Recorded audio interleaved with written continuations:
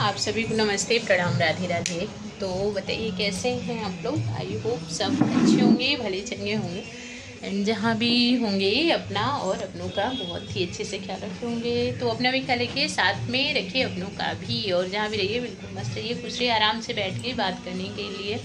क्योंकि बच्चों को लेकर के आई, फिर फटाफट से पूजा की, जब से मीन्स लेकर के आई इन लोगों को खाना पीना खिला करके। सबसे बड़ा वाला काम तो वही होता है ना कि आने के बाद एक बहुत बड़ी ड्यूटी करनी होती है कि खाना खिलाना।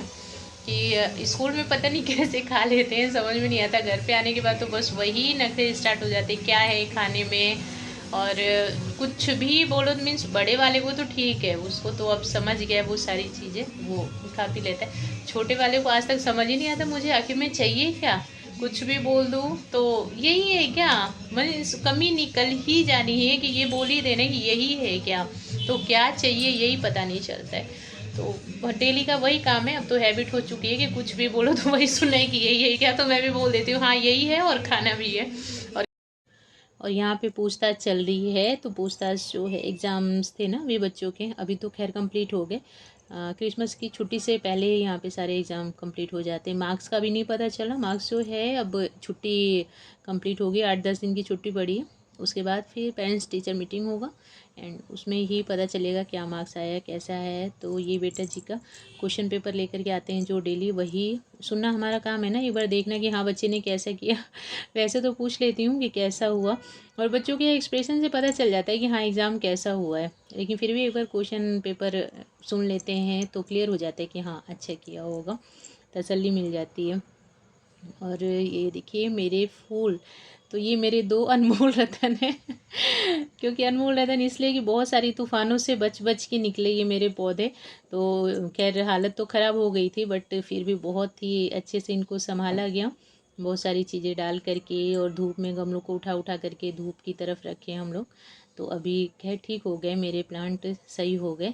सबसे ज़्यादा तो तुलसी माता एकदम झुक गई थी हवा की वजह से, बट अब ठीक हो गई हैं। और ये देखिए कलियां भी बहुत सारी आई हुई हैं और 2 फूल खिले हुए हैं। तो अब मुझे ये वेट है कि हाँ ये जो कलियां हैं ये भी खिल जाए। और ये इतना अच्छा फूल है, मेरा 2 से 3 दिन तक रहता है। नहीं तो ज़्यादातर जो हिबिस्कस होते हैं वो एक दिन में मुरझा जाते हैं ना, बट ये 2-3 दिन रहता है। तो जब पहले दिन उगता है तो मैं नहीं तोड़ती हूँ, मुझे नहीं अच्छा लगता कि आज ही पौधे ने फूल खिलाया और बस उसको तोड़ करके अपने मतलब के लिए तोड़ लिया जाए, तो नहीं ठीक लगता। मुझे ऐसा लगता है 1-2 दिन तो भाई रहे प्लांट पे, फिर उसके बाद तोड़ करके मैं भगवान जी को चढ़ा देती हूँ। तो तीसरे दिन मुरझाता है ये शाम तक, तो तीसरे दिन मैं तोड़ के भगवान जी को चढ़ा देती हूँ। बाकी 2 दिन ये पौधे पे ही रहते हैं, प्लांट पे ही रहते हैं मेरे फूल। अच्छा भी लगता है देखने में भी। और फिर उसके बाद बच्चों की छोटी मोटी भूख के लिए, बच्चों को कहाँ पता चलता है, बट हम मम्मियों को पता होता है ना कि हाँ कब कब भूख लगेगी और कब कब देना है। इन लोगों को तो कभी भी पूछो तो भूख नाम की कोई चीज़ ही नहीं होती है। तो पढ़ाई वगैरह हो गई थी, तो छोटा सा बोल रही हूँ, ये चीज़ सैंडविच बना करके दे रही थी। इसमें टोमेटो ऑनियन सारी चीज़ें मिक्स कर दी थी, कैप्सिकम नहीं था, नहीं तो वो भी बहुत टेस्टी लगता है एंड ये पिज़्ज़ा वाला टेस्ट आ जाता है। तो टोस्ट कर देते हैं ना इसको, तो पिज़्ज़ा वाला टेस्ट आ जाता है। तो कैप्सिकम नहीं था, टोमेटो ऑनियन था ओनली, वही करके एंड टोमेटो सॉस के साथ। मेरे छोटे बेटा को टोमेटो सॉस नहीं पसंद, बड़े वाले को पसंद है, तो एक साथ ही दोनों खा लेंगे। और फिर मैं करने लग गई थी पूजा। तो यहाँ पे हमारे ठाकुर जी महाराज का दर्शन कर लीजिए आप लोग भी।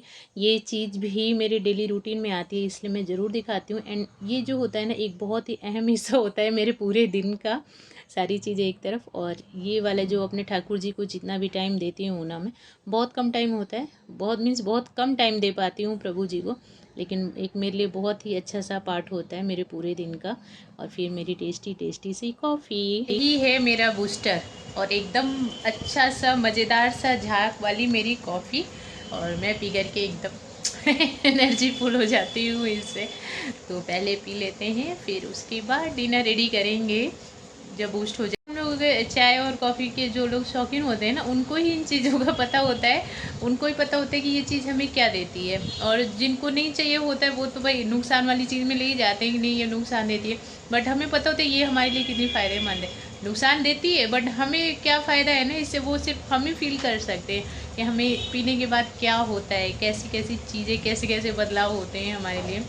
तो वही, और जब भी मेरा चाय और कॉफ़ी का टाइम होता है तो अलग से एक अंदर से है ना, एक एक्साइटमेंट टाइप का होता है कि हाँ अब चाय पी लेती हूँ, और कॉफ़ी पी लेती हूँ। वो चीज़ खाना वाना खाने में, ब्रेकफास्ट या लंच या डिनर या कोई और भी चीज़, फ़ैन का हाँ ऑफ़ कर दो, नहीं तो आती है झंझनाहट सी आवाज़।